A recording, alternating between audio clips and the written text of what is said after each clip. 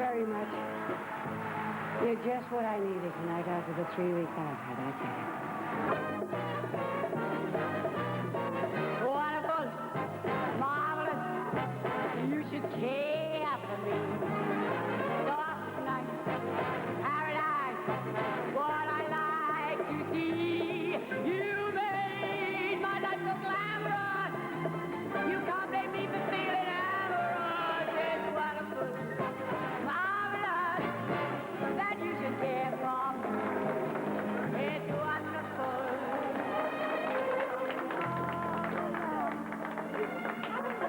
I got all your Dorothy Squires has always inspired extraordinary loyalty in her fans and enthusiasm in her audiences. In her long career as a singer, she's known success and the wilderness. She's been in and out of the hit parade many times, and in and out of the newspapers too. A highly controversial character, she's attracted as much publicity away from the microphone as in front of it. Court actions and legal battles, her own battle to assert her star quality when promoters didn't want to know, the public acrimony between her and Roger Moore, all freshly described in her autobiography, Rain, Rain, Go Away. The only reason I wrote this book was to put the record straight. I was so sick of having mud slung at me. I was being smothered by it. And I was so sick of the garbage that I was reading and the things I was hearing. So I just had to get that book out to vindicate myself.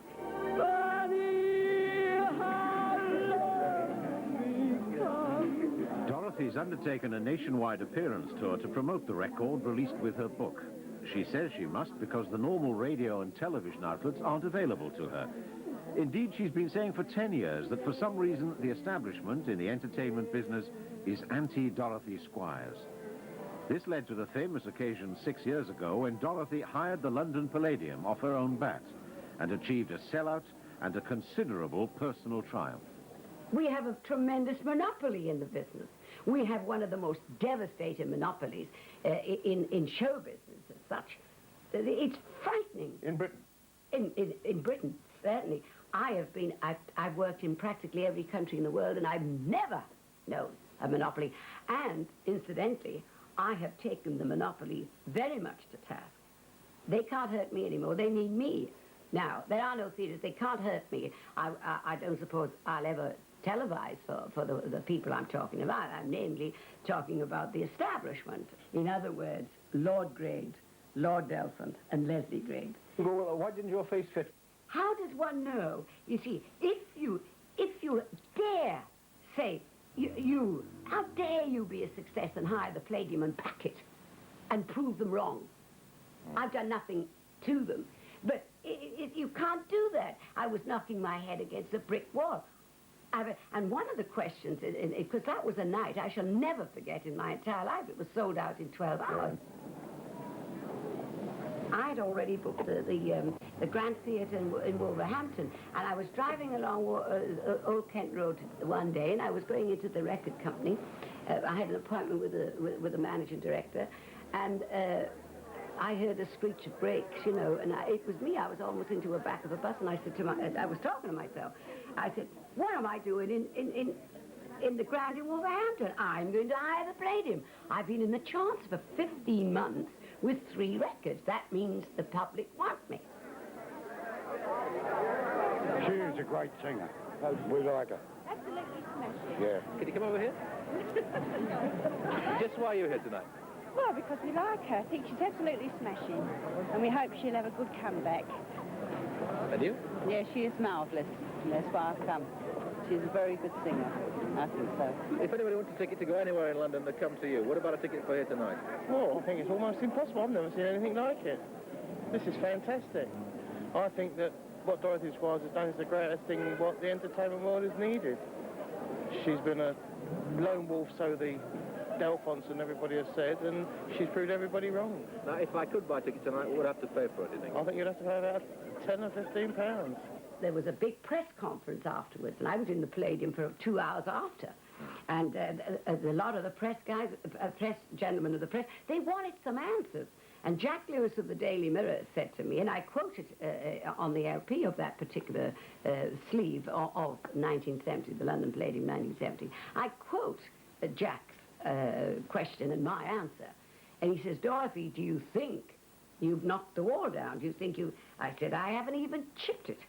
And I hadn't. And I don't give it... I couldn't care less. But I have proved that if the public wants you, they'll come in and see you. But does the other hold good? Are you suggesting that no matter whether you're talented or not, there is an establishment that will get you through? Listen, I'm an authority on that. I have talent on bills with me that it's frightening. They're never going to see the light of day. They'll be playing these clubs and theaters at the second and first turn. They'll never get out of it, because if they're not, their face doesn't fit, they'll never become a star. I don't know where they found some of these pictures, you know? I never knew they... I never knew they existed.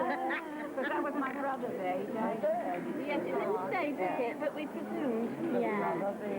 He died at 32 with a kidney disease. What was that? My brother. What was that? Captain Squires. Is that his daughter that sings with you? Yes, it is. Emily.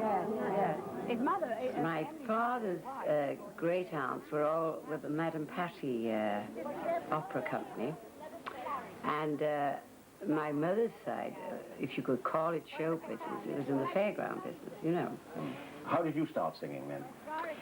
Well, I guess from about 2.5, really, Vincent, and that's how the title of this book, the book I have written, my autobiography, came into it. Rain, Rain, Go Away. Yes, and which is the title of the new LP as well. When I was a kid of about 2.5, all the tea baths in Wales, you know, toilets were out in the garden. They were always embellished with lovely, beautiful rose trees, you know. And they are in some remote parts of Pontevedra and all that. They still have them in the garden, you know. So it was pouring with rain, and I can remember it distinctly. And I put my hand up on the wall and I said, Rain, Rain, Go Away, little Nana wants to pee, you know, because everybody applauded. And the ham even then came out, you know.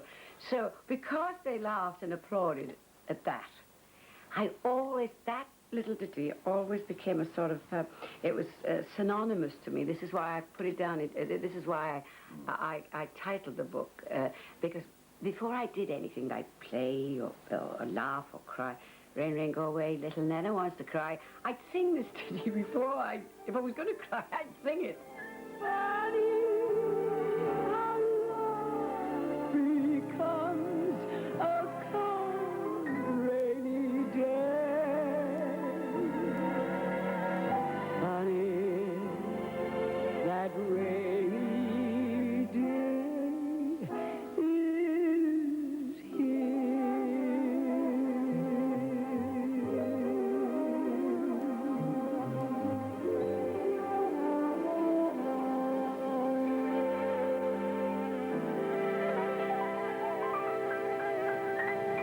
After we've gone over the bridge, then we must... That's the Clifton Bridge in Bristol, yeah. No. It's the Severn Bridge. Oh. It's the toll bridge, the new toll bridge. Do you know, I don't know where I am. I've been to Glasgow, Newcastle, and now we're coming into Wales, my lovely Wales. Yeah. That's it. Now, where do we go from there? From here, we've got the PA in the record shop. What's the name of that shop, Peter? Howard's. Where's that, Peter? In Cardiff? Then we've got to go very, very quickly down to I can't say it. Llanelli. Thank you very much. That's where I was. I wasn't born there, but I lived there most of my life before I left, you know. Well, then we have this... I hope my aunts will be waiting for me there, my Auntie Vi and Maggie, my cousin, Auntie Martha. Did you warn them? I did. They've got some lava bread for me, you know. What's that? Oh, it's the seaweed they eat down here. Have you not tasted it? You serious? Oh, I'm not serious. It's delicious. I'm not feeling that.